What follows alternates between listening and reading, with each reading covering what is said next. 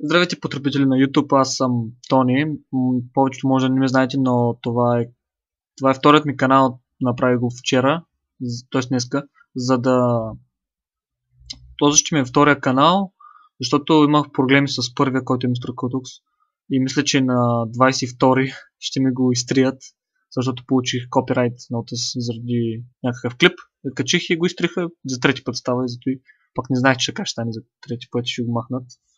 Така че това ще е втория ми канал или ще ми е първия, ако ми изтрият другия. И на този канал ще качвам клипове изцяло на български. Викам така, реших за какво съм мъча на английски, като една година вече нищо не стана. Мисля, че съм по-популярен, така че имам повече сабскрайбъри, ама не се получи. Така че, ако видите този клип, сабскрайбвайте се, ще кача клип, ще качвам клиповете, т.е. старите мафия и ще започна, разбира се, няма да я спирам.